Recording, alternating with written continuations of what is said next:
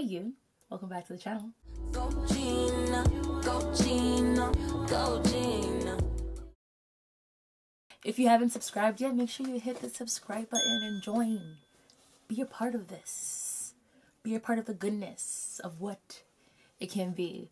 Anyways, if you haven't watched my latest video, make sure you do, right up there. And we'll just get straight into this video. So today, I am talking about porosity hair level. I have notes, guys, so if I'm looking down, bear with me. So when I started off my natural hair journey in 2008, I hope my lashes aren't falling off. I did my first big chop. This is my second big chop. I was so focused on your hair, like your curl type, your hair types, whether you were a 3A, a 4A, 3B, 3C, like all that jazz, which is like not bad, but I don't think it is as important as knowing what porosity level your hair is at. So whether your hair retains moisture or it doesn't retain moisture. And I think that's a lot more important than knowing like your curl type, right? So there's low porosity and then there's high porosity. So high porosity hair. What is high porosity hair? Basically, high porosity hair means that your hair takes in moisture as quick as it cuts, like as quick as it leaves your hair. So for example, you may notice how like when you wash your hair, how wet it may get, and then you come right out and eventually like all that hair is gone, where you find yourself having to reapply water with a spray bottle, all that jazz. And even so with like some people, from what I've been told, is that you can see like the hair, like the water on the strands of the hair rather than being soaked on the strands of the hair. I know how you get high porosity hair is with harsh products, like using products that are really, really damaging to your hair. Trust me. Coloring your hair. Oh, Lord. So, yeah, coloring your hair is one thing. Like if you're not coloring it safe, your hair can easily be damaged, whereby it's not retaining the moisture that it needs to. Like, you know, when you dye your hair and you find it so, especially when you bleach your hair and you find it's so brittle, as if it's breaking, it's crunchy and all that stuff. Eventually, if not taken care of well, your hair won't retain that moisture and you're gonna have to do like go the extra mile just to try to keep moisture in your hair. Sun damage, so exposure, it's almost the same thing. Exposure to the light. Like, you know when some people go in the sun for a long time and then their hair starts turning brown? So a lot of exposure to the sun without protecting your hair. Sun damage is another way to get high porosity hair. And genetics. So when I speak on genetics, I also want to say that having high porosity hair is not the end of the world. Like, it's not something where you should be ashamed of or whatever. You can still have high porosity hair, but know how to maintain the moisture of your hair.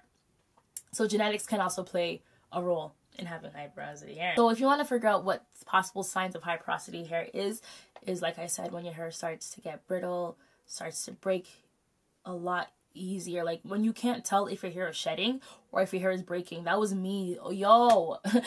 I laugh at it now. It's because I'm glad that you can learn these things and study these things, experiment with these things, talk to specialists about these things, or even go to see a specialist yourself, a hairstylist yourself.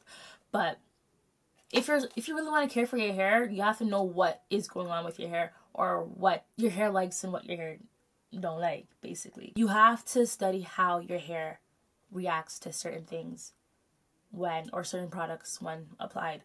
Does it curl up quick? Does it hang low? Does it get frizzy? Does it lose the absorption? Like, how quick does it lose the absorption? How quick does it lose absorption? So here are ways to basically work with high porosity hair, okay? Avoid heat and excessive dyeing. That's a given. Low key, like, I really want to say if you want to dye your hair, just get it done professionally. But then I'd be going against my own experimental ways if I even say that. But if you're someone who does not want to deal with the repercussions of doing things yourself, make sure you go to a stylist, a professional, a specialist to get it done. I haven't used heat. I haven't used heat in my hair since I've cut my hair. And if you know me from before, heat was like A1. Whether I'm blow drying, diffusing, straightening. Yeah. Do low manipulating hairstyles as much as you can. Even if your hair is out like this, just at least wrap it at night with a silk bonnet. Or if you're sleeping with a silk pillowcase, do that. Because having high porosity hair, remember, your hair doesn't absorb as much moisture as you would hope for it to absorb, right? So it lacks elasticity. So it just boop, boop, it breaks. With it being very dry and very brittle, having your hands in your hair a lot, doing this and that with your hair is just prone to breakage. Like, you're just breaking the brittle strands, like the little hope that the strands have to remain on your scalp or on the shaft of your hair. It's just breaking off, right? And with low manipulation hairstyles, you're not doing much to it. It's covered, the ends are protected, the shaft is protected. Better than being out in the cold, being out where you can just do a whole bunch of things to it. Yeah. And low manipulation hairstyles, you can, like protective styles, you can also moisturize those, like your actual hair while it's in the protective style. This is something that I wish I listened to more often, is deep conditioning your hair a lot. In my previous video, if you haven't watched it yet, I mentioned that I thought my hair was breaking, but it was due to a shampoo. But when I deep conditioned it, oh, the lusciousness, like it felt so good. You're restoring, like you're actually restoring moisture into your hair, conditioning your hair. It's deep. It's deeper than what it really is, okay? Another thing that I started going back to the natural way was my protein treatment. And I just went back to the old school way of doing it with mayo, avocado oil. I lied. Mayo, olive oil, and eggs. I love it. I love it. But the thing is, with protein, you want to be careful because protein is meant to strengthen your hair, okay? It's meant to make your strands. So let me show you guys. So this is your hair strand, right? So when you apply your protein treatment, it is meant to close off the gaps in the shaft of your hair.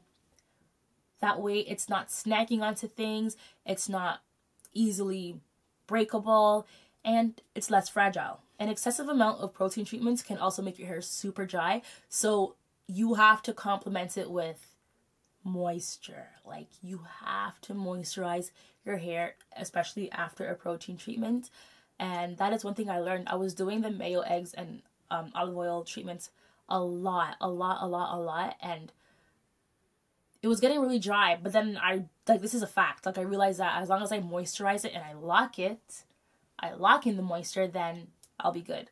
So also, speaking on locking in the moisture, there is the LOC method and the LCO method. I started off doing the LOC method, the lock method, because you start off with your leave. So your hair is wet. You start off with your leave-in conditioner, so that has a watery base, and then your oil on top of your leave-in conditioner, and then a cream.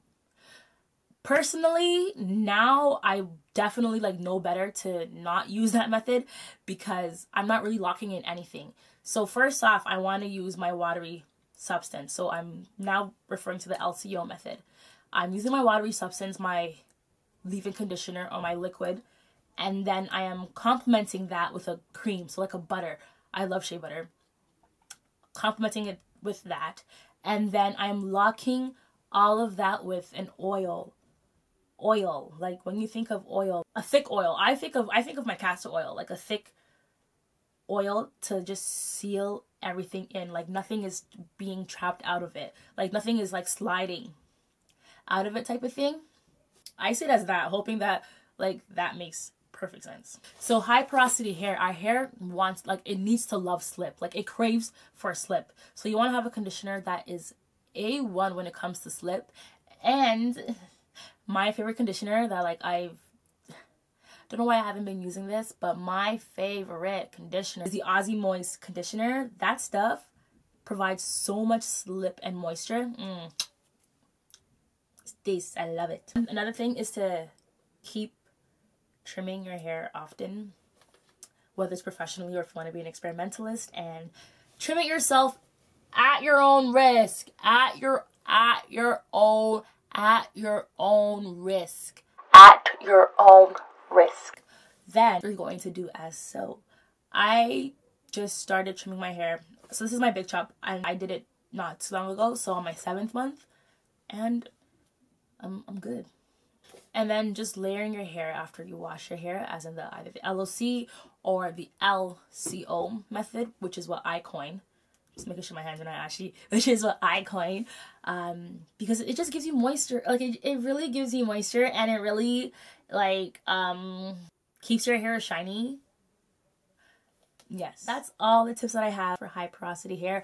Of course, it's something that I'm still learning. It's something that I'm experimenting with my hair. Research. If you care about your hair, if you care about something, you're gonna learn more about it, right? So learn about your hair, research about things, try things out, make sure that it's not gonna give you anxiety. Please make sure that it does not give you anxiety. So again, high porosity hair is almost like saying your hair is damaged. So if it is brittle, it breaks. You want to keep in the moisture.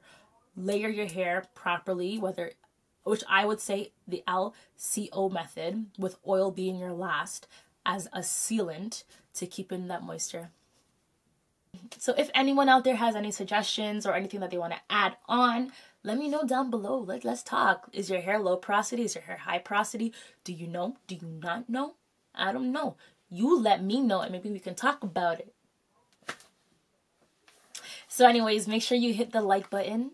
Make sure you hit the subscribe button. Make sure you share this video. Make sure you... Thank you guys so much for watching, and I'll see you guys in the next video. Go Gina, go Gina, go Gina.